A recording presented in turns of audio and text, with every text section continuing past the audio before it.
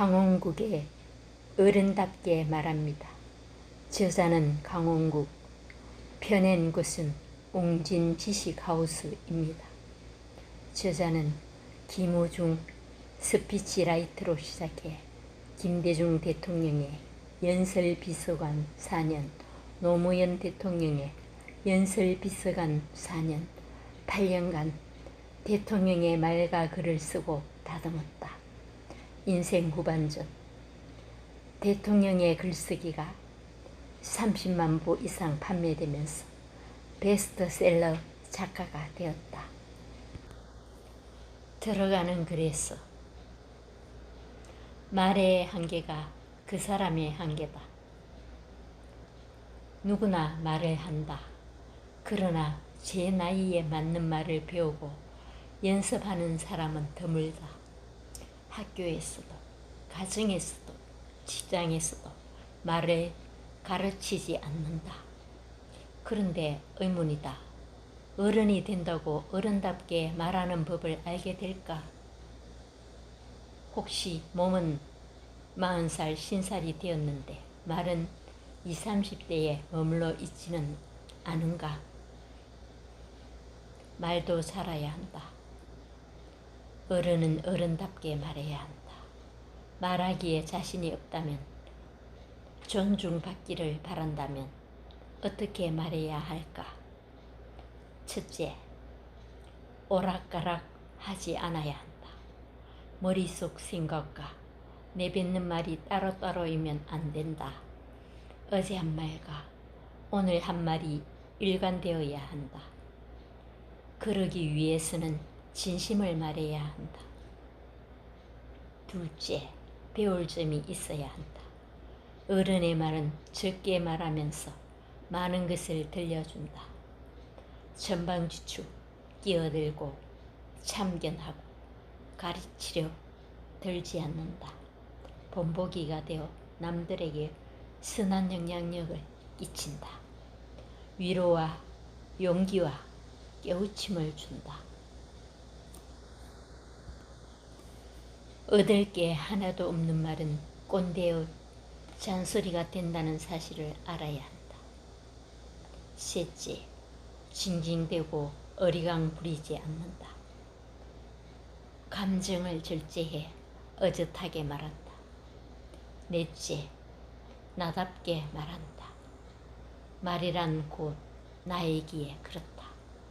내 말이 소중하다고 믿고 말이 거칠어지거나 투박해지지 않도록 끊임없이 주의를 기울인다. 더불어 내 말의 수준을 높이기 위해 부지런히 공부한다. 아버지의 평생 존댓말.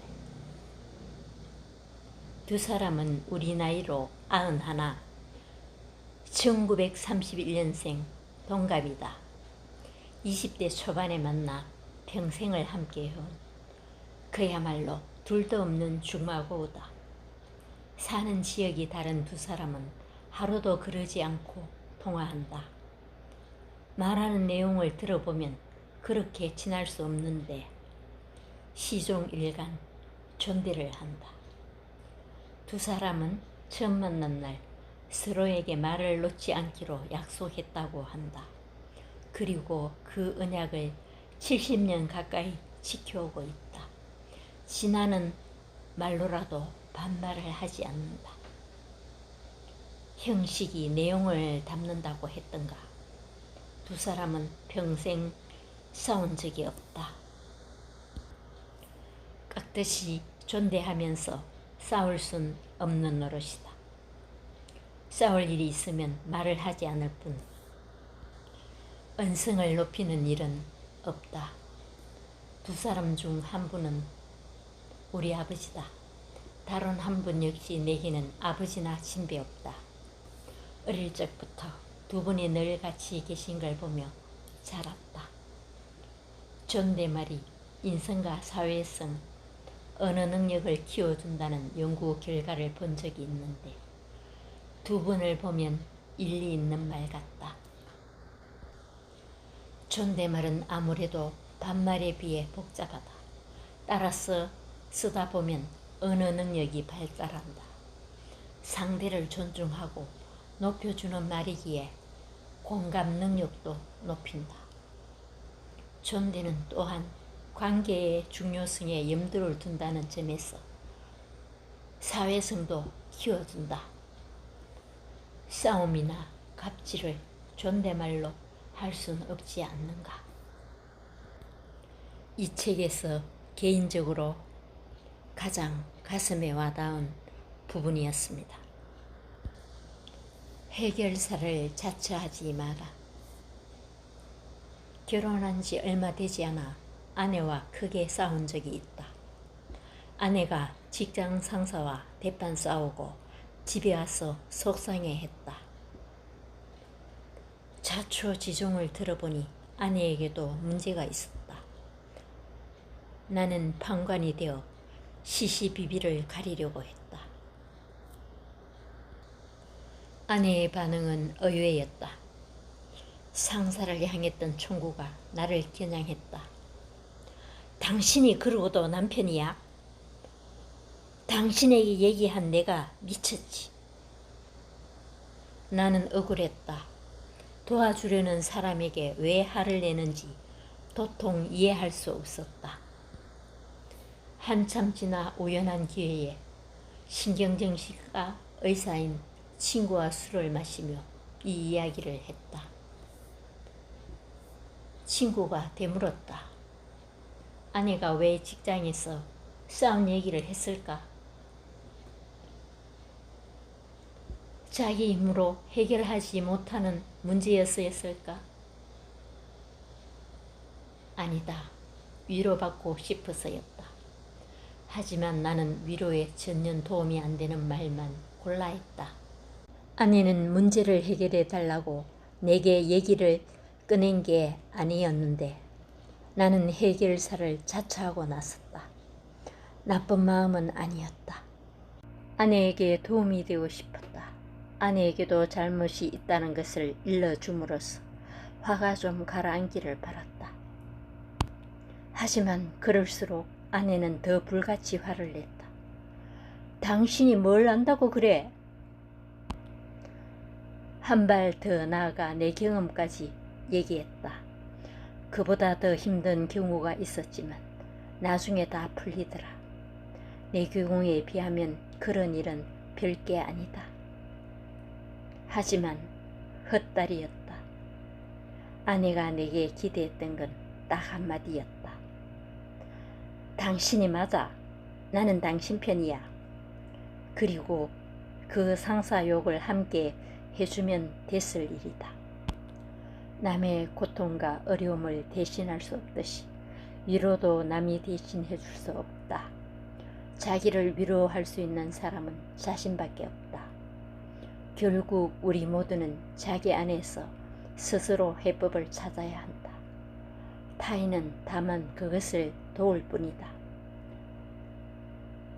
하지만 나는 그 방법을 잘 몰랐다. 어떻게 하면 좋았을까? 첫째, 인정해준다. 당신은 그런 감정을 느낄 만한 충분한 이유가 있다. 나는 당신의 그런 감정을 존중한다. 당신은 그런 대접을 받아서는 안 되는 소중한 사람이다. 둘째, 지지해준다. 당신은 혼자가 아니다. 내가 곁에 있어 주겠다. 나는 언제나 당신 편이다. 셋째, 질문한다. 어떤 마음이 드는지 물어봄으로써 자신의 심정을 스스로 알고 하고 싶은 말을 할 수 있는 기회를 준다. 넷째, 들어준다. 들어줌으로써 스스로 감정을 풀 수 있도록 도와준다. 말 잘하는 사람은 7가지를 맞춘다. 어떤 대화든 상대를 배려하는 눈높이 말하기가 관건이다. 그러기 위해서는 다음의 7가지를 잘 맞춰야 한다. 첫째, 눈을 맞추고 말해야 한다. 단순히 시선만 맞추는 것이 아니라 교감하며 말하는 것이다. 상대의 반응에 응답하고 감정을 교류하며 말한다. 둘째, 성향을 맞춰야 한다. 정치나 종교 얘기가 특히 그렇다. 상대의 정치적 성향이나 종교적 신념을 고려하지 않고 말하면 관계를 해치거나 시비가 붙을 수 있다. 셋째, 속도도 맞춰야 한다. 말하는 속도만이 아니다. 상대가 이해하는 속도에 맞춰 말해야 한다. 넷째, 관심사를 맞춘다. 아내는 패션에 관심이 많지만 나는 그렇지 않다. 아내가 패션 얘기를 덜 하든지 내가 패션에 관심을 갖든지 해야 한다. 오래오래 함께 살려면 그렇게 해야 한다. 다섯째, 스타일을 맞춘다. 말을 많이 하는 사람이 있는가 하면 그런 걸 좋아하지 않는 사람도 있다. 공격적으로 말하는 사람도 있고 수줍게 말하는 사람도 있다. 상대 스타일을 파악해 맞춰줄 필요가 있다. 여섯째, 수위를 맞춰 말해야 한다. 기업에서 회장님 말씀 자료를 작성할 때 수위 조절에 무척 신경 썼다. 회장님이 사장단 회의에서 역정을 내야 할 상황이면 어떤 수위로 말하는지가 중요하다. 대통령이 국민에게 사과해야 하는 경우도 마찬가지다. 수위는 말의 톤에 해당한다. 따뜻하고 차가운, 부드럽고 거친 정도를 의미한다. 일곱 번째, 수준을 맞춰야 한다. 사람마다 수준이 다르다. 어린 아이와 나이 지긋한 사람의 수준이 다르고 많이 배운 사람과 그렇지 못한 사람의 수준이 다르다. 세 가지를 준비하고 세 가지를 조심하라. 나는 누구를 만나러 갈 때 세 가지를 준비한다. 농담거리, 칭찬거리, 질문거리가 그것이다. 농담이나 잡담거리는 대화를 시작할 때 써먹는다. 처음 만나거나 어려운 관계일 때는 자칫 가볍고 실없는 사람으로 보일 수도 있지만 잃는 것보다 얻는 게 많기 때문이다.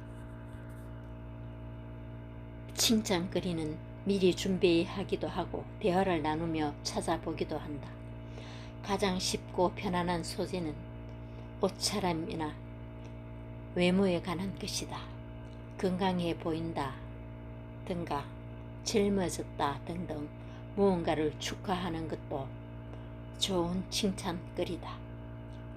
축혀 세우는 말은 언제나 효과 만점이다. 질문거리는 대화 중에 여러모로 유용하다. 질문은 대화를 이어갈 수 있는 가장 좋은 수단이다. 상대에 대해 더 알고 싶다는 관심의 표현이기도 하다. 그에 반해 조심해야 할 말도 있다. 첫째, 지켜야 할 비밀을 누설하거나 사실과 다른 말을 하지 말아야 한다. 둘째, 상대를 희롱하거나 누군가를 폄훼, 비하, 차별하는 말을 주의해야 한다. 셋째, 역사인식의 부재나 이념의 극단적 편향에서 비롯된 망언을 삼가야 한다. 100마디 말을 잘하다가도 이런 한마디가 대화의 찬물을 끼얹고 두고 후황거리로 남을 수 있다. 누구라도 읽어보면 도움이 되는 좋은 책이었습니다.